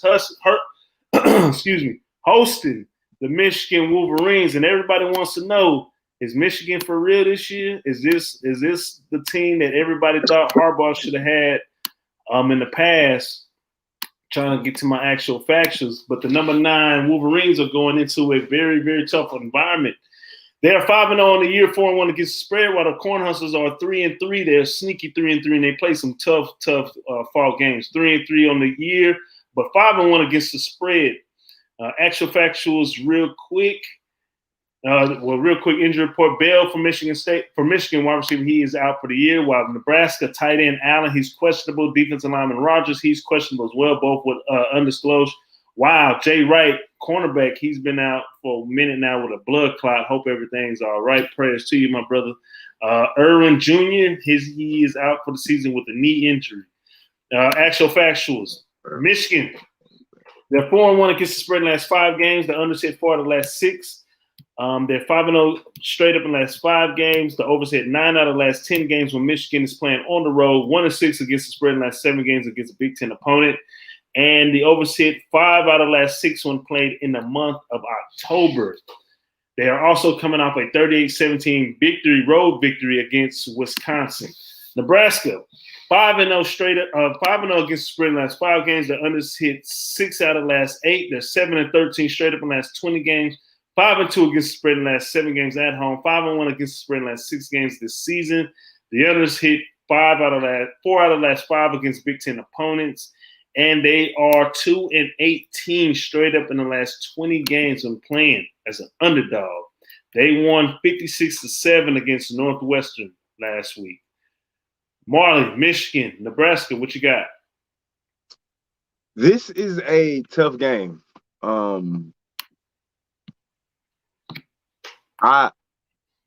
This Nebraska team they've had a tough schedule. Their only 2 losses, well, they had that loss to Illinois, but that was week 0. Other than that, their 2 losses are to Oklahoma by a touchdown and Michigan State in overtime by a field goal. Both games on the road. That's tough. But I took Wisconsin against that Michigan team last week, and Michigan showed me something. So this is a tough game for me right now. Both defenses are giving up. Michigan's giving up 12. Nebraska's only giving up 15. Martinez is playing good football right now. He's normally a turnover machine waiting to happen. But actually, outside of those first game, and I think he's played good football outside of that first game. He's thrown for over 1,400 yards, 6 touchdowns, 2 interceptions, 84.9 QBR. That's tough. That's tough. And he can run it. And he can run that thing. He's the team's leading rusher as well. Michigan's been toting that pill though. That's the thing. They've been running the fucking ball. 255 yards rushing the game. Corum is averaging, I think, 6 point something yards per carry with 7 touchdowns. I'm gonna go. I think this is gonna be a tough game. Michigan really impressed me though. I want to take Nebraska for the points, but I think Michigan is going to win this game. I want to take Michigan on the money line. I'm not. Don't pussy out now. Don't pussy out now. Oh no, I'm going to make a play. I got Michigan money line written down. I'm just super. I feel the way you feel about the Iowa State game. Like, straight up, either way, dog. I want to take Nebraska. Like they've been playing really good football, but the way Michigan went into Wisconsin, either I'm completely wrong about Wisconsin, like completely wrong, just completely wrong, or Michigan is a whole lot better than they thought they were, than I thought they were, and I don't want to bet against them. So I'm gonna take Michigan on the money line. All right, Flat Top, how you feel about this one? Basically everything Marley just said. Nebraska, they're sneaky because they played some really good teams and they battled pretty tough. You know, couple that with Martinez and that dual threat ability. But I was high on Michigan. You know, Marley kept asking me, you know, who really has confidence in Michigan? Because every year they talk about how good, Michigan's good at the beginning, and then you see something. So I'm still pretty high on them. I think 3.5. I looked at it, which is pretty low for the number 9 team, you know, in the nation, you know, winning their games. And really the way they just played Wisconsin going into Camp Randall Stadium. I think it's a good team. I think they're going to, you know, tote that pill all over Nebraska, and they're going to get ahead early and then just find a way to stay ahead. So I'm feeling pretty good about them, confident enough to take them at the 3.5. So official play, Michigan minus 3.5. All right. As far as myself, what I got out of the game against Wisconsin last week is that Michigan can throw the ball.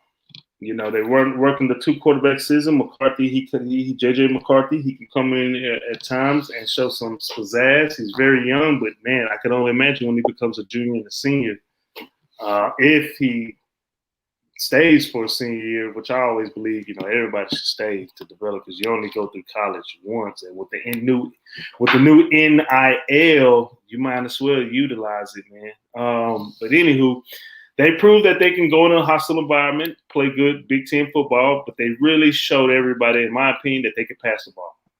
And they can hit you over the top because everybody wants to, you know, stack the box with 8, sometimes 9, and try to stop the run. Now, I will say this about Nebraska. Nebraska's defense is stiff. I mean, they're a stiff team on the defensive side of the ball. If Martinez can protect the ball and not turn it over, Scott Frost's offense is designed to score a lot, you know, like he did when he was at UCF. Yeah. It's just he has to manage the game a lot better and not turn the ball over. But with that being said, I like Michigan on the road. This is honestly, this is a letdown spot for Michigan, so you do have to be careful. Yep. And we do need to see how significant those injuries are. But I'm gonna take Michigan. I'm gonna ride this Harbaugh train. I'm gonna take Michigan -3.5 as well. Hey guys, be sure to like, subscribe, follow. We do this. We've been doing this now for a few years now. They shut down our page. We had to start back up. So we're here. So be sure to like, subscribe, follow, click that bell wherever it is and support your boys. All right. Because we've been on here for an hour 15, it's time to go kind of rapid fire. So I hope you boys is ready. We're going to hit over with a couple of real quick action factuals so we can get out of here. So let's start off with the first game for the rapid fire. We got Arkansas taking on Ole Miss. Arkansas Razorbacks, y'all's team, they're 4-1 on the year, 4-1 against the spread. While Ole Miss, this is Marley's team. He put me on this, so I got to give him what credit's due. They are 3-1 coming off a loss against Bama, 2-1-1 against the spread. Oh, my first half Bama hit. Just some real quick actual factuals right now. Arkansas 4-1 against the spread in the last 5 games, 4-1 straight up in the last 5 games, but 7-1 against the spread in the last 8 games against Ole Miss, and 5-2 straight up in the last 7 games against Ole Miss. 0-5 straight up in the last 5 games on the road, and 1-5 straight up in the last 6 games when playing against the SEC opponent. And the unders hit 4 out of the last 5 games against a West Division conference opponent. Injury reports for Arkansas. Wagner, offensive lineman, he is questionable for this game. Ole Miss actual factuals. Ole Miss, they're 4-1 straight up in the last 5 games. 4-1 straight up in the last 5 games. 4-1 straight up in the last 5 games at home, but 4-11 straight up in the last 15 games against an SEC opponent. They're 0-5 against the spread in the last 5 games against an opponent in the West Division. But they are 5-0-1 against the spread in the last 6 games when played in week 6. Injury report, Mingo and Brown, wide receivers, they are out for the year. Arkansas, Ole Miss. Marley, what you got? I like Ole Miss -6 here at home. Both these teams coming off big disappointing losses. But Arkansas has to get back on the road again and travel to and I think that defense that was which I still think is a pretty good defense. I think it got exposed. I don't think Ole Miss necessarily had the running back game that or the which running is surprising. Which is surprising because Georgia last had. year, I didn't mean to cut you up, but last year Right. they ran all over Alabama, which that's kind of what accumulated most of the points. But go ahead. Right, but I think Kiffin is going to open this shit up this week. I don't think he got embarrassed, but I think a lot of people thought it would be a lot closer. A lot of people, or including myself, thought that it would be more kind of like the Florida game went as far as offensively going back. To only score 21 points, even though it's Bama, to only score 21 points, I think Kiffin kind of upset about that. I think they're going to open it up. I think they're going to play like they're pissed off versus Arkansas having to get on the road, go travel again after coming off a disappointing loss from Georgia, kind of not where we thought we were, kind of loss, kind of similar to how not exactly how Alabama did Miami, not that crucial, but they got blanketed, man. That was a really devastating loss. I don't know if they bounce back quite the next week against a pretty talented Ole Miss team. So I like Ole Miss minus the touchdown or minus the 6. All right, Flat Top, what you got? Yeah, I'm the same there. That's I think getting blanked does something to your psyche, especially you're coming in feeling good, ranked number 8. You get to come in to the Dogs, and I think what Marley was saying last week is I think they really thought they had a chance to win. They could come in, shock the college football world, and they met that Georgia, them goons, and that was not the case. So I think to have to do that, and then now you got to go to a really good Ole Miss team that also, playing Alabama. They're talking about, the offense. This is a really stacked offensive team. Like they could potentially have all the pieces to spread out an Alabama team and do like Florida and, you know, show some vulnerabilities, and them coming off their disappointing loss. Kiffin's going to play. He's going to have them pissed off and ready to play Arkansas kind of fired up. So I think that -6, Ole Miss should get it done. It's a good Arkansas defense, but it's a better Ole Miss offense. And I think the fact that they're getting to play at home after that is going to give them the edge. And I really like that -6. Rapido. Yeah. All right.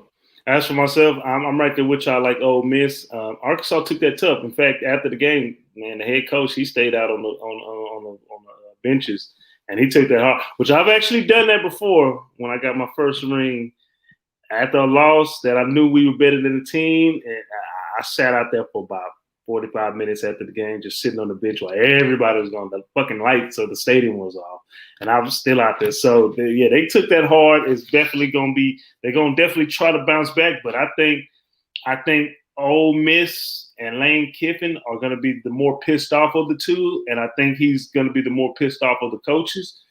And I think they're going to be aggressive, and they're going to try to run it up. I can definitely see. I can see them going over 45 on this one, man. I think I could see them for sure getting to 40 and trying to run it up and keeping the starters in the game till 2 minutes left in the fourth quarter type action, just to make sure that, you know, like you said, that psyche, make sure that's all the way out. So I'm right there with y'all. I like Ole Miss with the points at home, -6. I think it's going to be easy, double-digit victory. Let's get to our next game on the rapid fire. We got Boise traveling to our boys, number 10, BYU. Boise, they're 2-3 on the year, 3-2 against the spread, while BYU, they're 5-0 on the year, 3-2 against the spread. Now, BYU is banged up. They have been playing in the last 2 weeks with a lot of injuries, but, you know, Boise's, they're right there with them. You know, they got one of the safeties, Kafatizis, he's out for the year, safety, defensive end.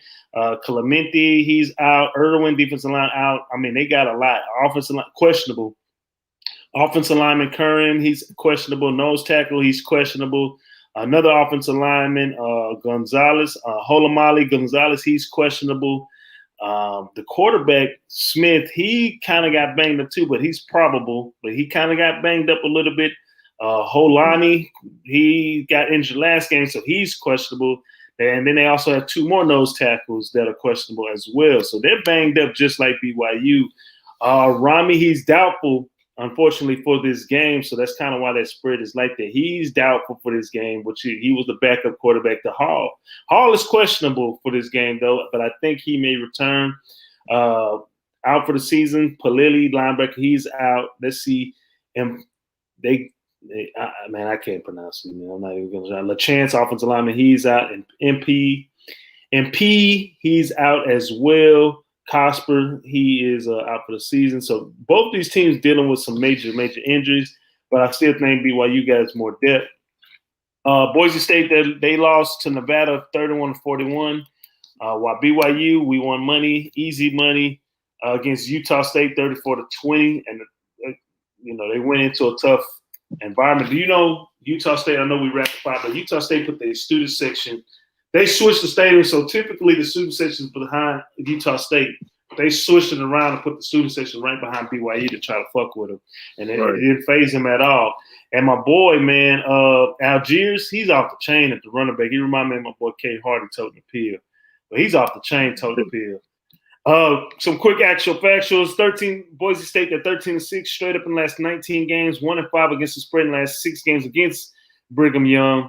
They're 11-3 straight up in the last 14 road games, and they are 1-5 against the spread in the last 6 games when playing against an independent opponent. 17-1 straight up in the last 18 games played in the week 6 for all those people who like those type of stats. BYU 4-2 against the spread in the last 6 games. They're under 7 out of the last 8. They're 7-0 straight up in the last 7 games. 10-0 straight up in the last 10 games at home. 10-4 against the spread in the last 14 games against an opponent from the Mountain West Conference. BYU hosting Boise State. Marley, how you feel? Rapid fire, so I'm gonna keep it quick. Wow.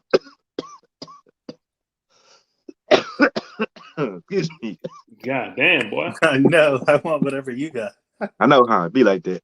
But anyway, real quick, I'm gonna take BYU first half on the money line, and then I want to backdoor and take BYU -6 for the full game. I figure they'll get it going, and they'll wear Boise State down in the second half, like they did Utah State.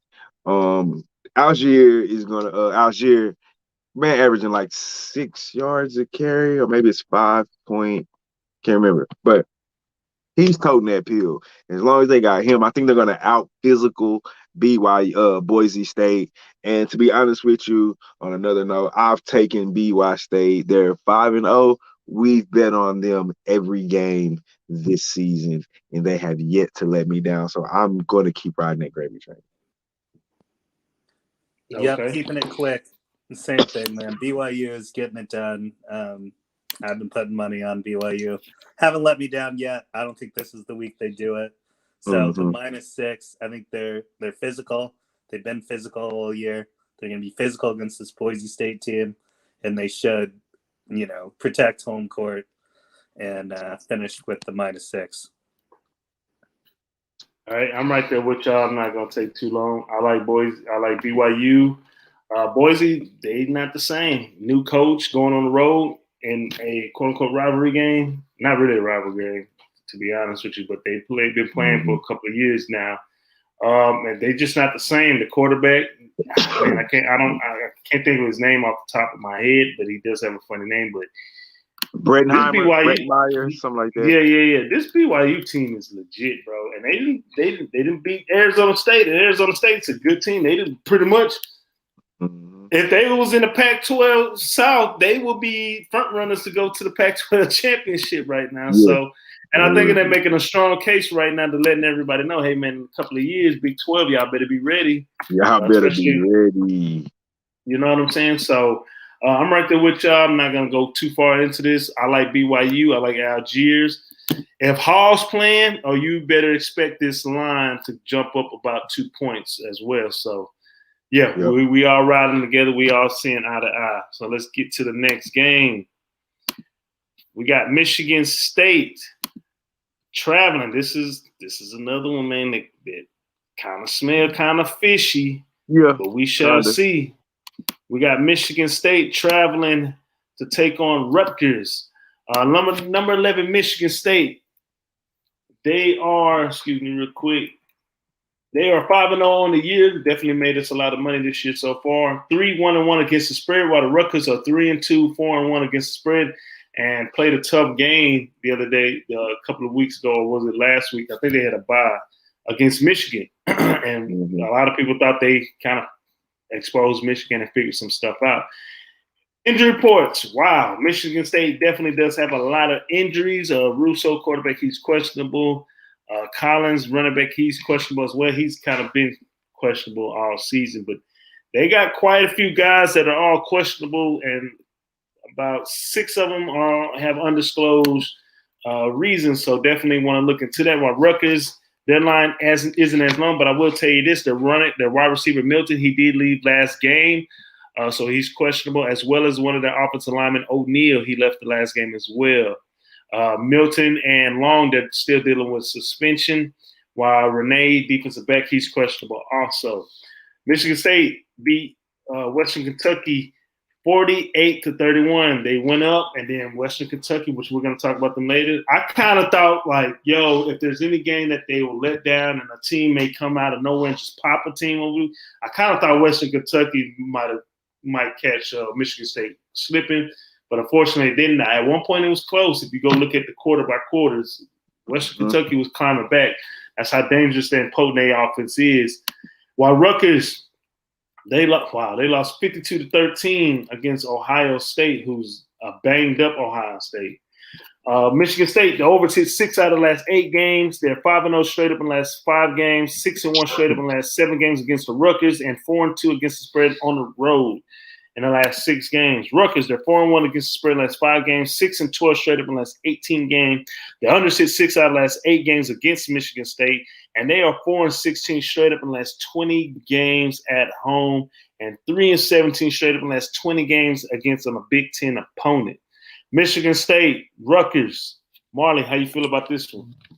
Rapid fire, quick. I like Michigan State here, minus the 5.5. Peyton Thorne's playing lights out football, over 1,200 yards, 11 touchdowns, 0 interceptions, 77.9 QBR. I'm gonna take Michigan State. It's another team we've been riding with. Keep the gravy train going until it's time to get off. Michigan State. All right, hey, real quick. What's the update on that baseball game? Bottom of the 8th. It's on a commercial right now, so it's gonna be top 9. Still tied 1-1.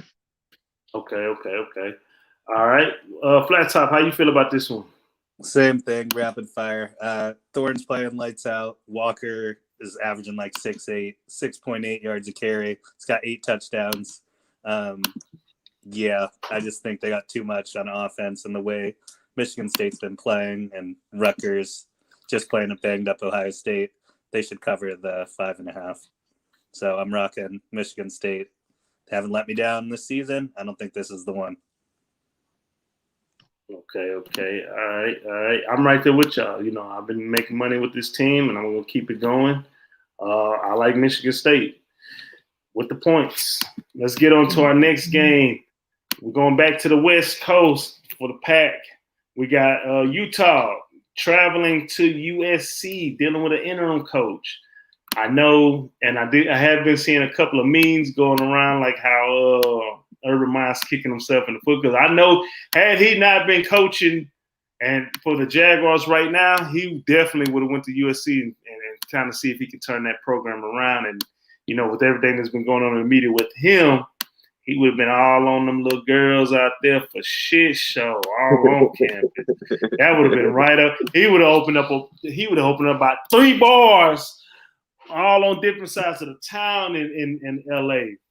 But Utah, the Utes, they're 2-2 on the year, 0-4 against the spread, while USC, they are 3-2 on the year and 3-2 against the spread as well.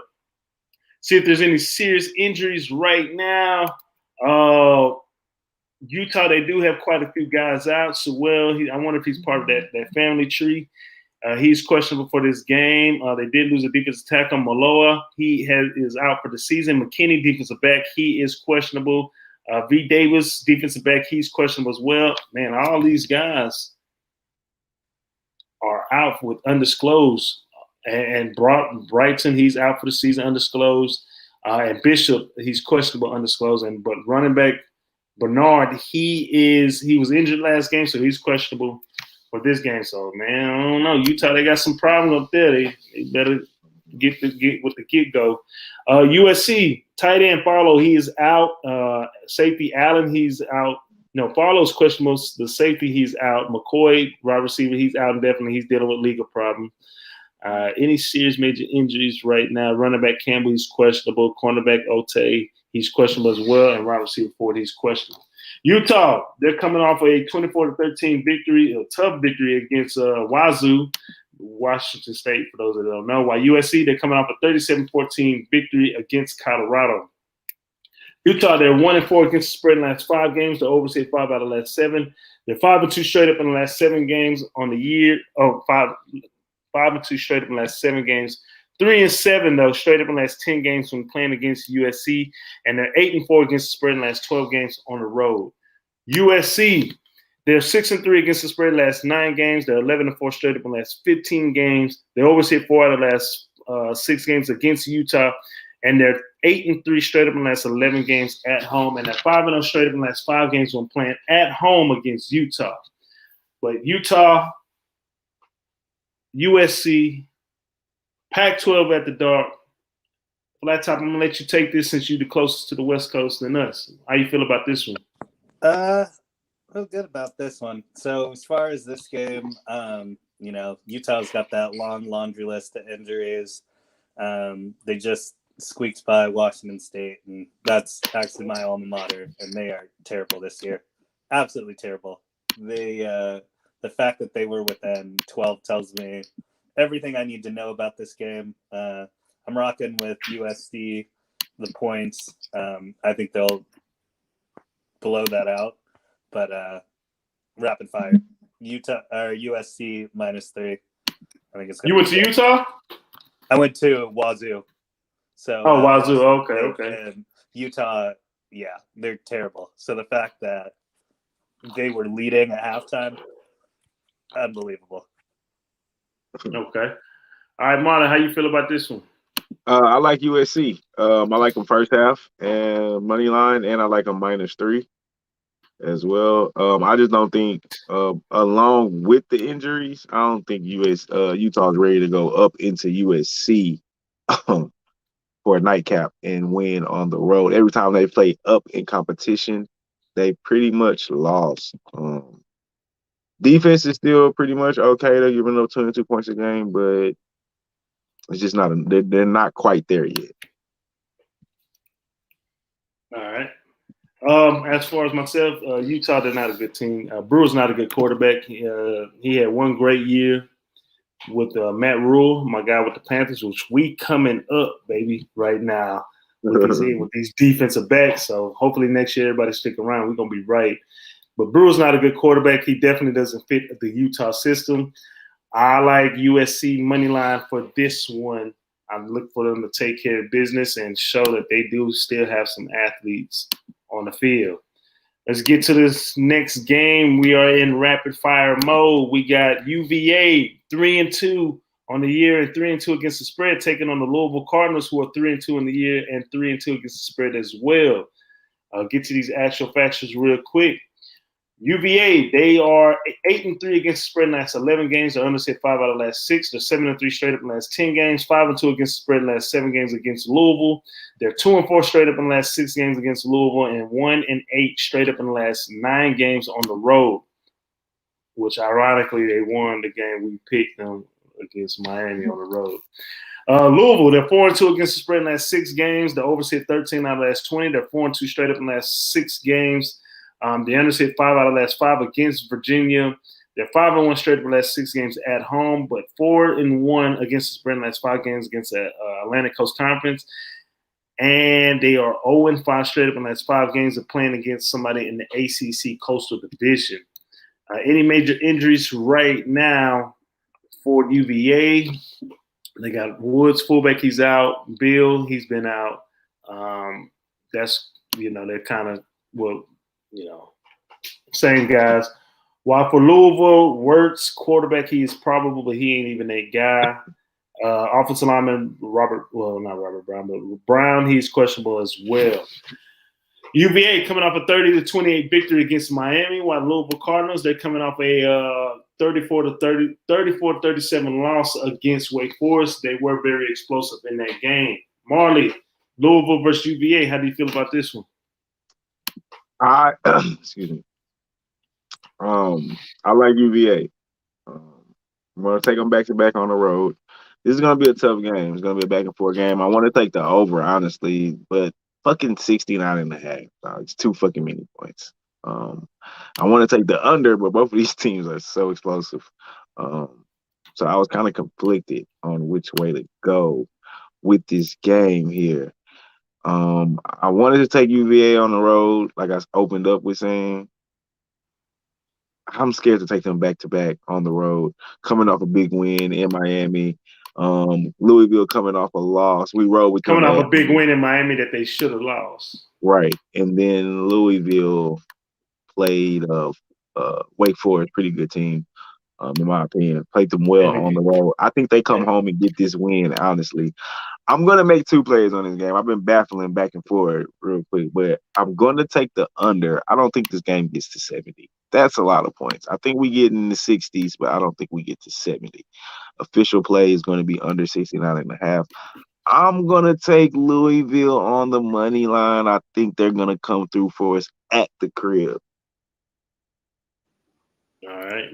So Marley likes Louisville money line and the under. I got too many plays. Yeah. For mine, I think Marley said it. This one's like tricky because both these teams can score, so I don't really want to take. I think the over could hit, but 69.5 is just high. I think last week I took the Alabama Ole Miss game, and that was at 79.5. But with high scoring games, even though they can do it, I don't think they will. So my official is under 69.5. I think it'll score in the 60s. I don't think it gets to 70.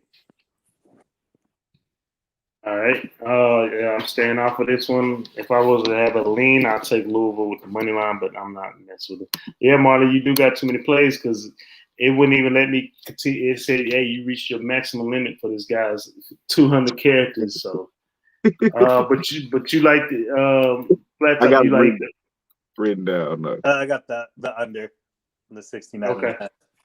All right. So we got two more games going. So let's get to it. We talking about the number one team in the country going into College Station to take on the Aggies. Alabama 5-0 on the year, 3-2 against the spread, while the Aggies are 3-2 on the year, a very ugly 3-2, and 2-3 against the spread. Injury reports for this game, man, and I tell people they haven't really been reporting a lot of Alabama injuries, but man, they lost Allen, they lost McClellan. They lost they lost a lot of people. You know, Robinson and Sanders at the linebacker spot. Wheaton, running back, he is questionable for this game, and Randolph, offensive lineman, he's questionable for this game as well. Texas A&M, Carper, he is defensive back. He's questionable for this game. They lost wide receiver Jones out of George Ranch High School. He's out for the year. Defensive back Jones, he's out for the year. Chapman, wide receiver, he's questionable. Another wide receiver, Lane, he is questionable as well. And the quarterback, we all know he's out indefinitely with a broken tibia. Alabama coming off a 42-21 victory against Ole Miss, while Texas A&M lost to the mad scientist Mississippi State 26-22. Get to these actual factions real quick. Alabama 11-4 against the spread in the last 15 games, 10-0 straight up in the last 10 games, 5-2 against the spread in the last 7 games against Texas A&M, 8-0 straight up in the last 8 games against A&M, 6-0 straight up in the last 6 games on the road, 5-0 straight up in the last 5 games this season, 8-2 against the spread in the last 10 games when playing against the SEC opponent, and they are 5-0 against the spread in the last 5 games playing against the SEC West opponent. Texas A&M, the others hit 4 out of the last 5 games. They're 11-2 straight up in the last 13 games. The overs hit 4 out of the last 6 against Alabama. They're 8-1 straight up in the last 9 games at home. 7-2 straight up in the last 9 games when playing against the SEC opponent. They are 1-4 against the spread in the last 5 games against the SEC West opponent. And the overs hit 5 out of the last 6 games in the month of October. Alabama versus Texas A&M. Flat top, how do you feel about this one? For this one, I'm just going to go with the streak. I can send it to you if you want to see it, but Alabama has covered the last 13 straight first half spreads against FBS opponents. I don't know what the spread is. I like that streak. I think it's probably at like 9.5. I think they'll be well over that, but I'm going to rock with it. Alabama usually does their damage early, any game that they play, so yeah, whatever their first half spread is, lock me in for it. All right, Marley, how you feel about this one? That one first half, done deal. Yep. So I think we all feel the same because I took them. That's what I ride with this year. That's been my play. Alabama first half. They definitely gonna cover this. I will be scared. You know, I'm scared because one thing about it, Bama does take their foot off the gas in the second half, as we all saw. As Mikey Hova saw last week, and I had to tell him, bro, you can't. When Bama's up like that, you can't take them. So I'm right there with y'all. I like Alabama first half spread. I don't care what it is. I want the first half spread. You know what I'm saying? So we right there, and man, Texas A&M, they offense is just trash, man. Like Jimbo, I mean, it's the quarterback play. Jimbo got to go out and get him a quarterback. And you know what? To be honest with you, fellas, I really think Kellen Mond should have stayed another year and been a first-round draft pick at the quarterback position. So I definitely believe that was a mistake for him to leave. But we all like Bama first half spread. We don't care what it is. We like them first half, take care of business. And they will cover this spread. They will probably beat them by 20 or more points. Let's get to our very last game of the night, and this is going to be a tricky one. So, and I'm going to go through these actual factions, and we can talk this one because I think this is going to be a good game. A very under the radar game. We got UTSA Roadrunners. They're 5-0 on the year and 4-1 against the spread, traveling to Kentucky to take on the Western Kentucky Hilltoppers, who are 1-3 on the year and 3-1 against the spread. Injury reports, which I doubt one of these teams. Okay, so UTSA, the quarterback, Narcissi, I know I said it wrong. He is out and definitely not sure. Marley, is that the starting quarterback for the year, or is that just a backup? No, Narcissi is the starting quarterback. Okay, and then Franklin, the wide receiver for undisclosed reasons, he did miss last game, so he's questionable for this game this week. While for Western Kentucky, Simon, the tight end, he is out, questionable. UTSA, they actually were down at one point in this game and actually came back, but they beat UNLV 24-14 on the road, while Western Kentucky lost against Michigan State 48-31. They started trying to climb back late, and Michigan State just ran away with it. Anywho, UTSA, they're 6-1 against the spread in the last 7 games. The unders hit 4 out of the last 5. They're 5-0 straight up in the last 5 games. The unders hit 5 out of the last 6 when UTSA is on the road. And they are 4-1 against the spread in the last 5 games this season. They're 2-4 straight up in the last 6 games played in the month of October, but they are 5-1 against the spread in the last 6 games when played during week 6. The Hilltoppers, they're 5-2 against the spread in the last 7 games. The overs hit 7 out of the last 7. They're 1-4 straight up in the last 5 games, but 4-1 straight up in the last 5 games when playing at home. And they almost beat Indiana Hoosiers a couple of weeks ago. They're 12-5 straight up in the last 17 games when playing against a Conference USA opponent. Western Kentucky, UTSA, Marley, how you feel about this one? UTSA plus 3.5. It's going to be a tight game. Western Kentucky can score. They're averaging damn near 40 points a game, if I'm not mistaken, 39 points a game. But their defense is trash. They give up 35 points a game, and that's going to be the difference. UTSA defense is giving up 17.7 points a game, which they'll give up more than that today. Western Kentucky can score. They'll give up the points, but I think what's going to happen is when they need to get a stop and the game is tight in the fourth quarter, because both of these quarterbacks are playing excellent football. And the difference is UTSA can run the ball and Western Kentucky can't. Western Kentucky only averages 79 rushing yards, less than 100, but they air the fuck the ball out, 444 passing yards a game.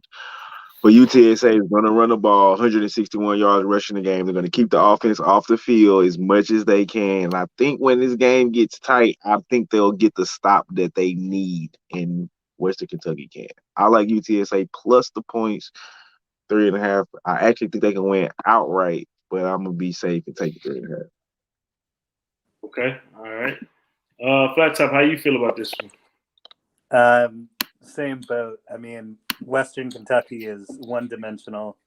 They pass for a hell of a lot, but they can't run, save their life. And I think realistically, it's going to come down to one stop. So I'm rocking with UTSA money line, actually, because I think they are going to get it done. Even though this Western Kentucky is better than their 1-3 record, they had some close games, and they're explosive offense. But I think UTSA is going to find a way to go 6-0 and get the plus money. So UTSA money line for me. All right, UTSA money line. Have y'all seen Western Michigan play? Western Kentucky play? I actually have not seen them play. I just looked at the numbers personally. I looked at one of their games. Well, okay. So just kind of give everybody some insight into our viewers. Western Kentucky has a new offensive coordinator. He was the offensive coordinator for Houston Baptist University. When he came to Western Kentucky, he took their quarterback, 3 starting receivers, an offensive lineman, and a linebacker all came over to Western Kentucky, and they all started. The quarterback, so they know this system. They remind me of two teams. Texas Tech, back when Mike Leach was coaching, when they had the 3-foot lineman splits and it was running spread, and they remind me of that Art Browse Baylor squad right before they tore that goddamn thing down. For now that we know for no reason, but they air the bitch out. I mean, they air it out, man. Like they will thrash you. The running yards per game is down because they're not a running team. They air it out. It's not that they can't run it; they just don't want to run it. They pass it. They air it out. Couple of games, Army, 35-30, 35-38, Indy 33-31, Michigan State 48-31. I mean, they air it out, and I'm definitely nervous now. I haven't seen UTSA play. I have heard about them. I do know that they've been getting a lot of talent in the state of Texas. I can't speak a lot about them. But this Western Kentucky game, again, last week I thought, hey, man, if there's any upset from a huge underdog, I thought that they might have been able to beat Michigan State just off of a letdown game. So with that being said, I'm going to buck you boys and buck a team in Texas, and I'm going to take Western Kentucky. It's crazy. And yeah, I haven't seen UTSA play, but I've seen Western Kentucky play, and man, they air it out, and it's pretty impressive to watch them play. So I'm gonna lean on Western Kentucky right here. No, I'm gonna take an official play for this. It is tough, but I'm gonna take Western Kentucky, not with them points, but I'll take a money line just to win. So actually change one thing. So on mine, I still want to take UTSA. I'm going to take them first half because Western Kentucky, when they were playing against Army, they were trailing at halftime. They come back. They come back. Yeah, they're second. Yeah, they're second half team for sure. First half UTSA money line.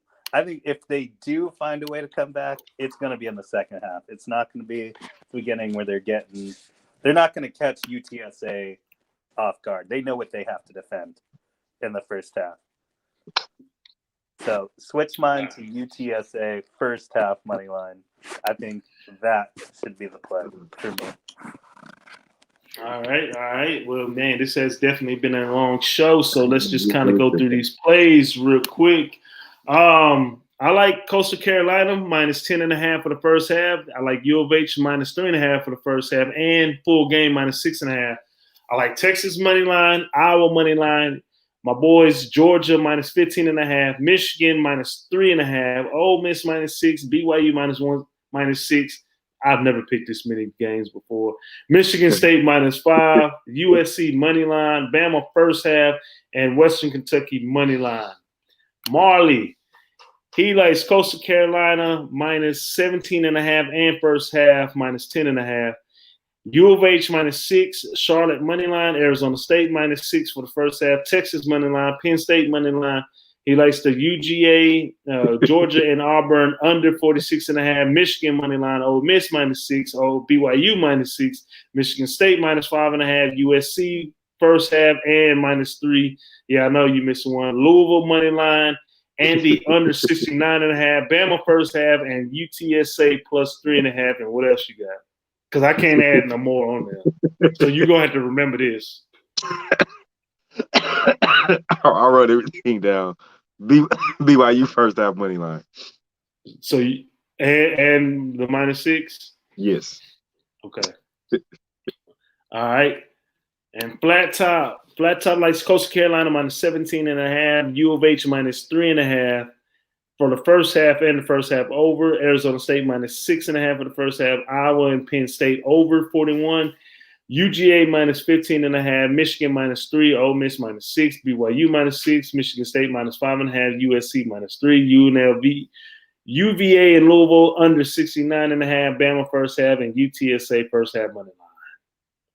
Yeah, man, y'all boys got me putting all these picks. I know. Whatever. Whatever. I'm going to bet on a good 4 or 5 and try to just ride it out. Hopefully I pick the right one. Open mic. What's the score of that game right now? That's my open mic. Bottom 9, 2 outs. 1-1. 1-1 still. Bellinger at the plate. Man, let's get out of here because it's getting crucial now, and I want to watch it. Hey, we appreciate y'all tuning in. We definitely will be cutting up these videos individually, so you guys can kind of search in and get them right way and miss all the other extra stuff, even though it's some of our best content. But I am the coach. That is Marley Betts, and what I guess Flat Top Marley, send us out on a good note, my brother. Oh, we forgot. My bad, man. We forgot to mention Marley's birthday was yesterday, man. So that's why we didn't do the show. Happy birthday. You live to see another year. Take that shot. Forgot to mention that, dog. So let's have a good week. That's why I picked all these plays for you for your birthday. So, but send us out on a good note. As always, people, birthday weekend, we're going to top it off with some wins, man. Y'all know the routine. Let's beat Vegas. We out this motherfucker.